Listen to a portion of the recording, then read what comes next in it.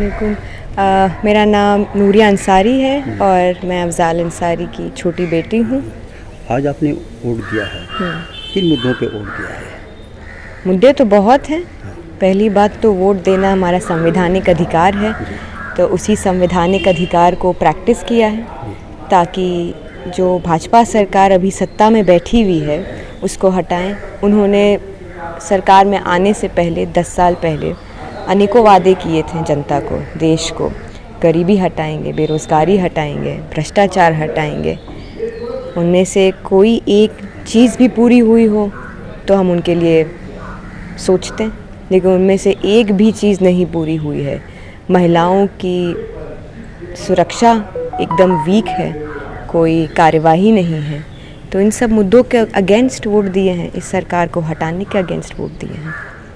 आप एक महिला होते हुए क्या अपने आप को महसूस कर रही हैं कि भाजपा की 10 साल की सरकार ने ख़ास तौर पे महिलाओं को बहुत अंधकार में रह कर के ठगा है? बिल्कुल बिल्कुल ठगा। देखिए, ठगा बहुत लेवल्स पे है। पहले तो डीमोनेटाइजेशन, नोटबंदी करके बोला गया था कि अमीरों से काला धन लेकर के आएंगे, लेकिन आप भी जानते होंगे और शायद जो दर्शक देख रहे होंगे वो भी जानते होंगे कि एक महिला अपने घर में कुछ फुटकर पैसे छुपा करके रखती थी, कुछ बचा करके रखती थी अपने निजी खर्च के लिए। इस सरकार ने अमीरों से तो पता नहीं काला धन लिया या नहीं धन लिया, लेकिन उन महिलाओं का वो जो बचा हुआ पैसा था, जो उनके निजी खर्च के लिए पैसा था, उसको ले लिया। दूसरी चीज़, महिला कहीं सुरक्षित नहीं है। अब आप अगर देखेंगे तो हज़ारों केस हैं। लेटेस्ट में देखेंगे तो कर्नाटक के जो प्रज्वल रेवन्ना थे, वो खुद बता रहे हैं वीडियो कॉलिंग से कि हम इस दिन आएंगे, इतने बजे आप हमें अरेस्ट करिएगा।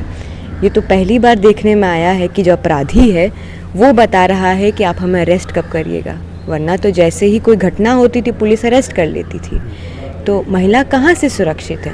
वहीं बृजभूषण सिंह को देख लिया जाए, कोई कार्रवाई नहीं हुई, उल्टा उनके बेटे को दे दिया गया टिकट। अब बेटे ने भी देखिए 1 हफ्ते पहले, 10 दिन पहले क्या कांड कर दिया है।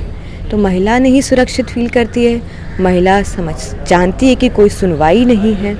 तो ये 10 साल जैसे बाकी देश के लोगों ने सहा है पीड़ित होकर के, वैसे ही महिलाओं का भी हाल रहा है। महंगाई ने कितना रोल अदा किया है महिलाओं के साथ? बहुत बहुत।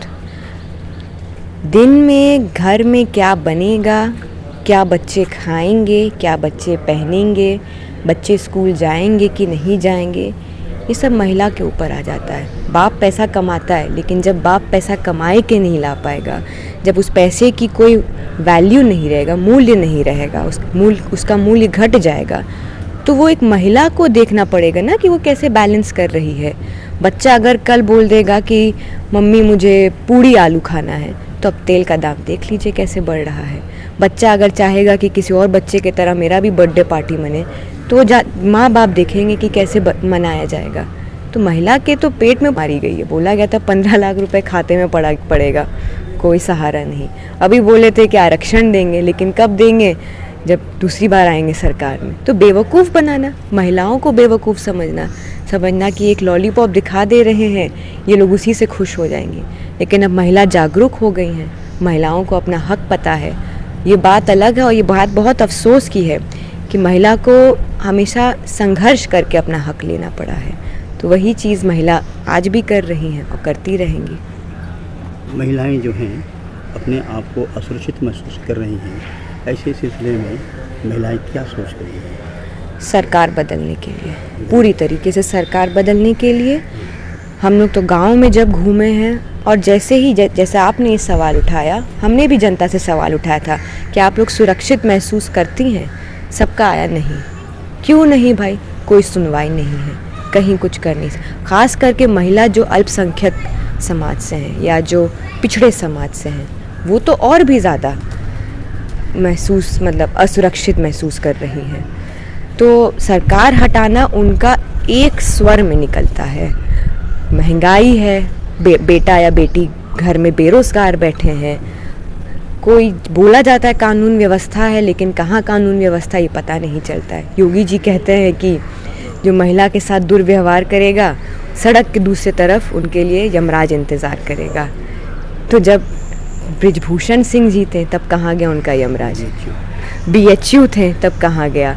कुलदीप सेंगर जी थे, तब कहाँ गया उनका यमराज।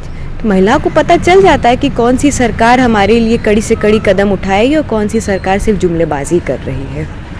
हमसे बात करने का बहुत बहुत शुक्रिया आपका, कि आपने ये समय दिया। आपने बहुत बहुत शुक्रिया।